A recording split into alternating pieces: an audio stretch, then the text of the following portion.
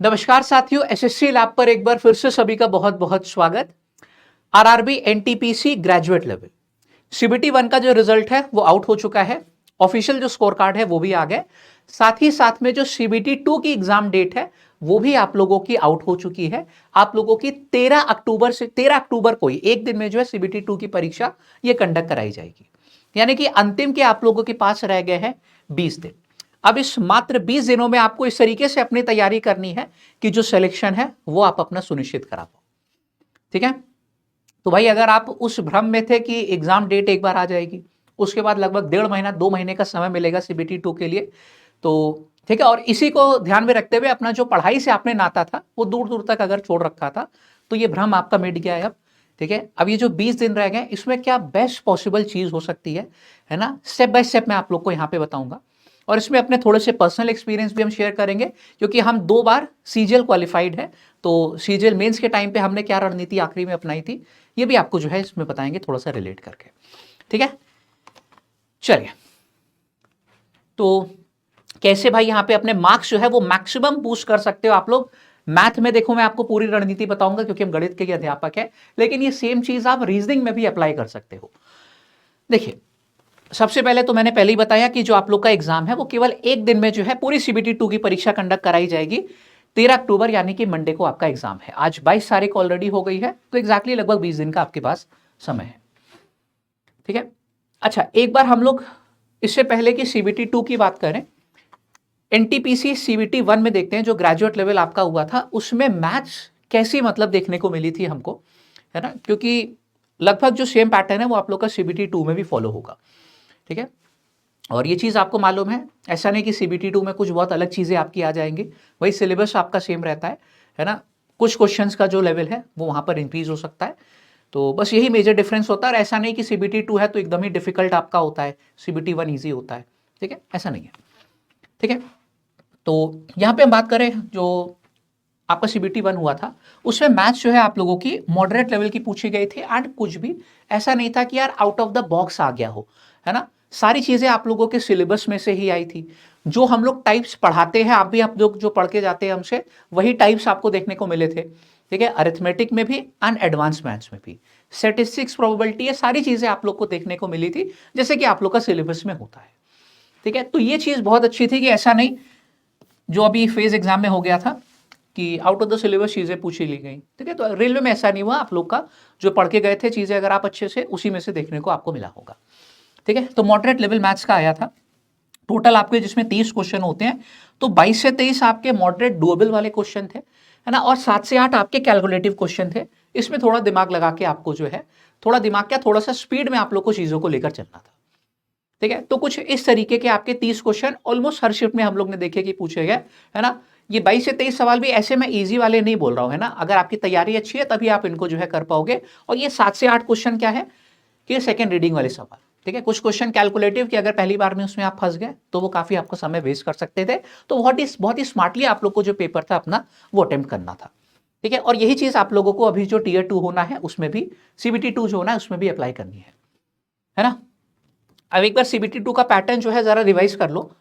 आपके जैसे सीबीटी 1 में 90 मिनट होते हैं और उसमें आपके 100 क्वेश्चन आते हैं। ठीक है, ये ठीक है, मैं सीबीटी 1 नीचे मैंने सीबीटी 1 का लिखा हुआ है कि 90 मिनट का आपका समय होता है, उसमें आप लोगों के पास 100 क्वेश्चन होते हैं, जिसमें 30 गणित के, 30 रीजनिंग के और 40 हो जाते हैं आपके जीके जीएस के, जनरल अवेयरनेस के, है ना। लेकिन इस बार समय आप लोगों को सीबीटी 2 में 90 मिनट का ही मिलेगा, प्रश्न आप लोग के बढ़ के हो जाएंगे 120, है ना। तो समझ में आया कि एक मेजर यहां पर अंतर क्या आता है कि यहां पर आप लोगों की जो स्पीड है वो और बेहतर होनी चाहिए। ठीक है, ये चीज मैंने स्टार्टिंग में बोली कि सिलेबस में उतना अंतर नहीं है, प्रश्नों के लेवल में उतना अंतर नहीं है। तो अगर ये आपके दिमाग में है कि सीबीटी 1 मतलब इजी, सीबीटी 2 मतलब डिफिकल्ट, तो ये बिल्कुल गलत है। एक सेम प्रश्न है वो सीबीटी 1 में भी आ सकता है, सीबीटी 2 में भी आ सकता है। आपका जैसे मान लो इलेक्शन का सवाल है, वही सेम कभी कभार सीबीटी 1 में, वही सेम क्वेश्चन सीबीटी 2 में आएगा। ठीक है, इसमें क्या होता है कि आप लोग का पहली बात, एक नंबर ऑफ प्रश्न जो है 20 क्वेश्चन आपके बढ़ जाते हैं, जिसमें आपके 5 प्रश्न जो है मैथ के बड़े हैं, 5 आपके रीजनिंग के, एंड 10 क्वेश्चन आपके बड़े हैं जनरल अवेयरनेस के। ठीक है, तो ये आपकी ऑब्वियसली बात है कैलकुलेटिव वाले जो है सब्जेक्ट है, इसमें आप लोगों की स्पीड जो है और अहम रोल प्ले करेगी आप लोगों को सिलेक्शन लेने में, है ना। तो अभी हम बताएंगे कि किस तरीके से आपको प्रैक्टिस करनी है यहाँ पे कि स्पीड जो है ये मेंटेन रहे आप लोगों की, है ना। तो चलो ये आप लोगों का जो है ओवरऑल एग्जाम पैटर्न हो गया सीबीटी 2 का। अब हम अगर यहाँ पर गणित की बात करें तो गणित में देखो एडवांस मैथ्स पे ज्यादा फोकस आप लोगों को थोड़ा सा करना है। पूछी देखो अरिथमेटिक भी जाएगी लेकिन उससे थोड़े से ज्यादा क्वेश्चन आते हैं आपके एडवांस मैथ के, है ना।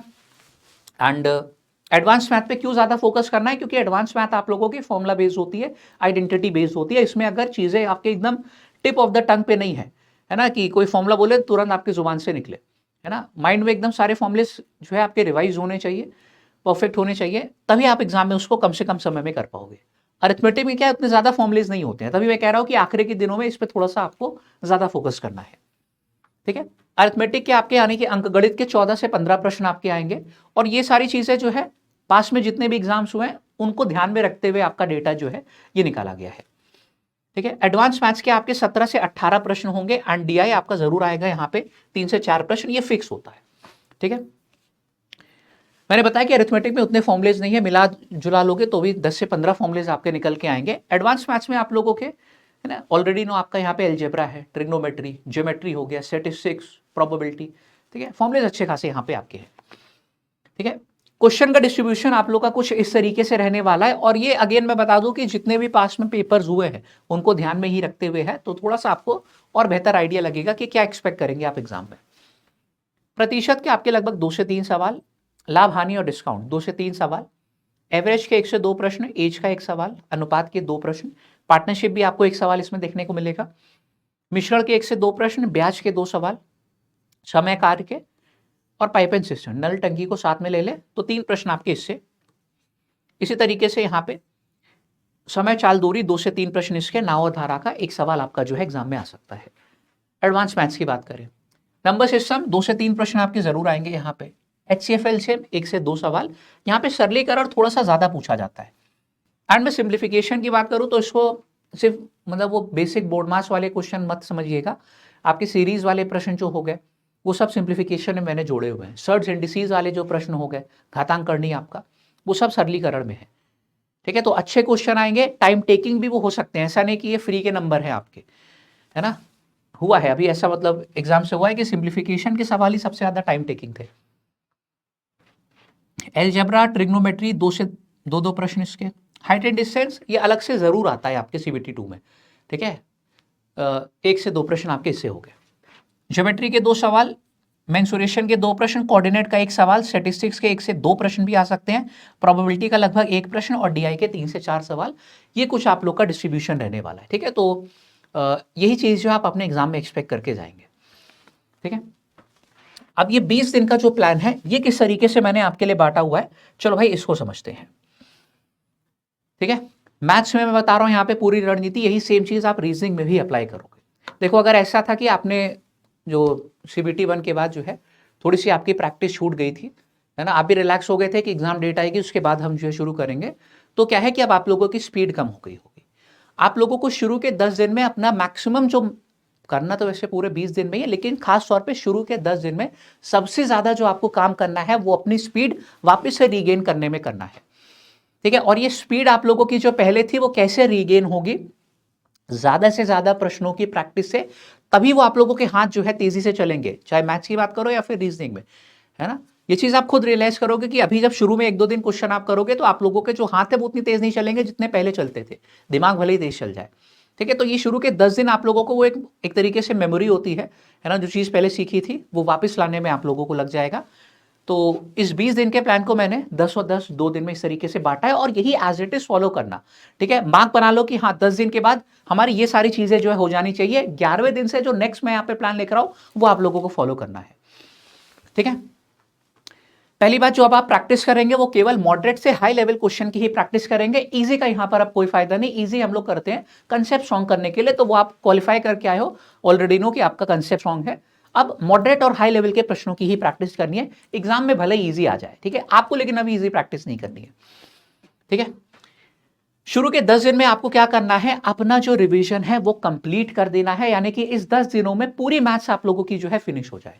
अच्छा, एक पॉइंट यहां पे और मैं बता दूं डिस्कस करने से पहले, जो एक बहुत कॉमन मिस्टेक क्या कहते हैं स्टूडेंट्स करते भी हैं, और आप लोग भी मतलब इस तरीके से आपने अपना प्लान बनाया होगा, तो वो हम बताते हैं कि ये बेवकूफ़ी मत करिएगा, क्योंकि ये हम अपने पर्सनल एक्सपीरियंस से बोल रहे हैं ना। ये बिल्कुल मत करिएगा कि जो आखिरी के 20 दिन हैं आपने पूरा का पूरा फोकस जो है इस पे दे दिया, जनरल अवेयरनेस पे, है ना, क्योंकि सबसे ज़्यादा मतलब जो है फैक्ट्स का रिवीजन यहीं पे मांगता है। पूरे दिन में 6-6 घंटे 8-8 घंटे आपने जो है अभी से लेकर पूरे अगले 20 दिन तक जनरल अवेयरनेस हो गया, इसमें साइंस है ना, हिस्ट्री हो गई, ज्योग्राफी, पॉलिटी, ये सब पढ़ डाला, इन दोनों को एकदम साइडलाइन कर दिया। ठीक है, अगर इसमें पहली बात 50 में तुम 40 क्वेश्चन भी करके आओगे, है ना, जो कि मैंने बहुत बोल दिया है, और ये दोनों आपका सेक्शन बिगड़ गया, तो सिलेक्शन ले पाना संभव नहीं है। ठीक है, आपको इसमें अपना जो इसमें जो है मैथ्स और रीजनिंग में मैक्सिमम अपना स्कोर जो है वो यहाँ पर इंक्रीज करना पड़ेगा। कोशिश करनी पड़ेगी कि हमारे 1-2 से ज्यादा सवाल यहाँ पर ना गड़बड़ हो। वही सेम प्रयास आपको मैथ्स और रीजनिंग दोनों में करना है।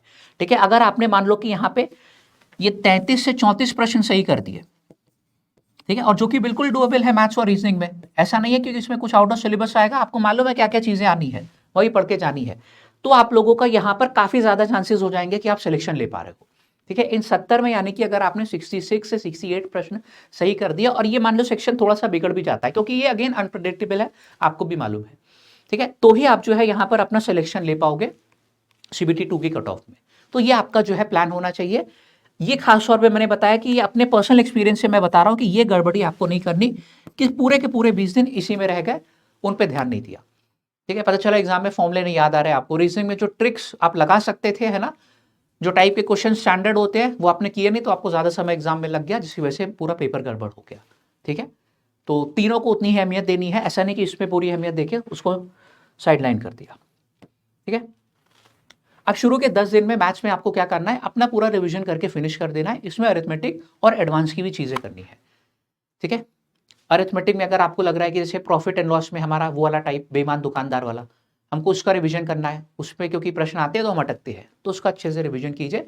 और ये जो रिवीजन होगा, प्रैक्टिस होगी आपकी, वो क्वेश्चंस की ही मदद से होगी, है ना, प्रीवियस ईयर क्वेश्चंस करते हैं तो वो आपके लिए बेस्ट रहेगा। ठीक है, complete your revision and practice जो आपको करनी है वो प्रीवियस ईयर प्रश्नों के आधार पर ही करनी है। ठीक है, कौन कौन से प्रीवियस ईयर के प्रश्न आप देखेंगे अभी ये भी हम बता देंगे। ठीक है, एंड इस पे आप अपना जो मैंने जैसे बताया कि थोड़े से ऐसे टॉपिक जो कि आपको लगता है कि हाँ यार ये हमको हर बार परेशान करते हैं, होते हैं ना, जैसे आपको लग रहा है कि ज्योमेट्री में हमेशा हमको देखो सर्किल वाले क्वेश्चन में दिक्कत होती है, या स्टैटिस्टिक्स में हम जो है हमेशा जो है ग्रुप डेटा वाले में फंसते हैं, तो उसका उस पर ज़्यादा फोकस आप करिए, है ना। जो चीज़ें आपको मालूम है कि आपकी स्ट्रॉन्ग है ना, परसेंटेज बहुत सारी वेराइटीज़ हैं, सक्सेसिव वाली पॉपुलेशन, अगर आपको लगता है स्ट्रॉन्ग है तो उस पर ज़्यादा टाइम मत दीजिए, है ना, वीक पे ज़्यादा फोकस करिए। ये शुरू के 10 दिनों में आपको करना है, और इस तरीके से ये 10 दिन में आपका पूरा जो है रिवाइज हो जाना चाहिए। ठीक है, इसी हिसाब से इन 10 दिनों को बांटना है, क्योंकि आखिरी के जो 10 दिन आप लोगों के आएंगे उसमें मैंने यहाँ पे लिखा भी हुआ है कि एडवांस मैथ्स के जो फॉर्मूला और आइडेंटिटी रिवीजन है इस पे आप ज़्यादा फोकस करेंगे, है ना, क्योंकि ये अगर एकदम दिमाग में आपके ताज़ा नहीं है ना, अगर आपने मान लो इसको आज कर लिया और 20 दिन बाद एग्जाम में डायरेक्टली जा रहे हो तो बहुत सारी चीज़ें भूल जाओगे, है ना। तो आखिरी के 10 दिनों में एडवांस मैथ्स के जो फॉर्मूले हैं वो कॉन्स्टेंटली आप लोगों को एक लूप में रिवाइज करते रहने हैं, है ना। अलजेब्रा का हो गया, ट्रिग्नोमेट्री में मैंने बताया आइडेंटिटीज है, मेंसुरेशन के फॉर्मूले हो गए, प्रिज्म, पिरामिड, ये सारी चीज़ें, और एंड सो ऑन ज्योमेट्री में भी। ठीक है, जितने मैंने एडवांस मैथ्स के टॉपिक दिखाए थे वो आप लोग को ये करते रहने हैं, और साथ में जब आप मॉक दोगे उसकी एनालिसिस करोगे तो आप लोगों की अरिथमेटिक वाली चीज़ें भी इसमें कवर हो जाएंगी, है ना। यहाँ पे जो आपकी प्रैक्टिस होगी वो जैसे एग्जाम में आप करने वाले हो वैसे ही होगी, कि आप लोगों की स्पीड जो है दोबारा से रीगेन हो। और आखिरी के 10 दिनों में तो मैंने मॉक तो ऑब्वियस सी बात है आप लोग शुरू से लेकर एंड तक डेली दे सकते हो, है ना, लेकिन आखिरी के 10 दिन में तो मैंडेटरी है कि आप लोगों को मॉक डेली देने ही देने हैं, ताकि वो एग्जाम टाइम तक आपकी प्रैक्टिस बनी रहे। ठीक है, मॉक देना है और उसकी एनालिसिस करिए। ठीक है, आप चाहो तो शुरू से पूरे 20 डेज जो है ये मॉक्स दे सकते हो। तो इस तरीके से आप लोगों को अपने 20 दिन का प्लान बांटना है। ठीक है, ये चीज़ अब रीजनिंग में भी आप अप्लाई करोगे कि शुरू के 10 दिन में वो सारी चीज़ें आपने करके निपटा दी जिसमें आपको लग रहा है कि रिवीजन की ज़रूरत थी हमको, है ना, या फिर ये हमारा थोड़ा सा वीक है, इस पर चलो ज़्यादा मेहनत कर लेते हैं ताकि आपकी स्पीड भी गेन हो जाए। और आखिरी के 10 दिनों में अगेन जो प्रैक्टिस होती है मॉक्स के थ्रू, स्पीड लाने के थ्रू, वहीं पर आप लोगों को जो है उस पर मैक्सिमम अपना काम करना है। ठीक है, अब जो पीवाईक्यूज है, पीवाईक्यूज आप लोग कौन कौन से प्रैक्टिस करोगे, देखो जो आप लोगों का CBT 1 ग्रेजुएट लेवल ऑलरेडी हो चुका है उसके प्रश्न से आप प्रैक्टिस कर सकते हैं, है ना। साथ में जो आप लोगों का प्रीवियस ईयर का CBT 2 है, NTPC CBT 2, है ना, इसके क्वेश्चन से आप प्रैक्टिस कर सकते हैं। इससे आपको जो है मैक्सिमम बेनिफिट जो है मिलने वाला है। और इतना ज़्यादा आपके पास टाइम नहीं रहेगा कि मतलब अगर टाइम रहता है तो बिल्कुल आप अंडर ग्रेजुएट लेवल के जो अच्छे प्रश्न हैं वो भी करके जा सकते हैं प्रैक्टिस, क्योंकि एकदम ये लेटेस्ट पैटर्न है, ऐसे ही सवाल आपको अपने एग्जाम में देखने को मिल सकते हैं। ठीक है, तो इस तरीके से कुछ आप लोगों को अपने ये 20 दिन की जो रणनीति है ये बांटनी है। अब हम अपनी तरफ से जितनी मेहनत कर सकते हैं उतनी आपके लिए क्या कर रहे हैं, एक बार ये बता दें कि देखो हमारी डेली 2 बार यूट्यूब पे क्लास हो रही है। एक बार सुबह 10 बजे होती है जिसमें हम टॉपिक वाइज चीज़ें आपको पढ़ा रहे हैं, आपका यहाँ से बहुत अच्छी प्रैक्टिस हो जाएगी। एंड एक बार हम लोगों की शाम को होती है 6 बजे क्लास, 6 PM पे यूट्यूब पे, मेरी मैं बता रहा हूँ मतलब मैथ्स की। तो यहाँ पे टॉपिक वाइज यहाँ पे आपकी मिक्स प्रैक्टिस होती है, आप यहाँ से हमारे संग भी कर सकते हैं। ठीक है, इसके साथ साथ मेरा जो एक चैनल है मैथ्स महाराज उत्कर्ष नाम से, उस पर मैंने जो है एडवांस मैथ्स के complete formula revision videos upload किए हैं, जहाँ पे 20-20 मिनट 25-25 मिनट में आपके पूरे एक चैप्टर के फॉर्मूलेज आप रिवाइज कर लोगे तो वो आपके लिए बेस्ट रहेगा। ठीक है, इस तरीके से आपको अपना जो है अगले 20 दिन का प्लान बनाना। और बाकी एक चीज़ मैं कहना चाहूँगा कि बहुत ज़्यादा एग्जर्शन मत ले लीजिएगा, है ना, कि 20 दिन है तो इसमें हम पूरा ही पूरा अपने मतलब दिमाग को इतना एग्जर्ट कर दे रहे हैं कि एग्जाम में परफॉर्म ही ना कर पाए। ठीक है, प्लान के हिसाब से चलिएगा, जो प्लान मैंने आपको बताया हुआ है ना। और आखिरी के टाइम पे हम एक लास्ट मिनट टॉक आपके लिए दोबारा से लेके आएंगे, है ना, जो आखिरी हफ्ता आप लोग का एग्जाम के लिए रह जाएगा कि आप किस तरीके से आपको जो है चीज़ें लेके चलनी है। तब तक ये वाला प्लान फॉलो कीजिए और एज इट इज़ कीजिए, क्योंकि ये रिजल्ट देगा। ठीक है, हमको दिया है, हमारे बहुत सारे स्टूडेंट को दिया और गारंटीड आपको भी देगा, तो ये चीज़ है। ठीक है, चलो बाकी फिर बाय करते हैं। ठीक है, नीचे कमेंट करके बताइएगा कि अगर आपका कोई और डाउट रह गया है। एंड एक बार दोबारा से हमारी तरफ से सभी को ऑल द बेस्ट, बहुत अच्छे से पढ़ के जाइएगा, इस बार सिलेक्शन लेके फाइनल आना है। जय हिंद।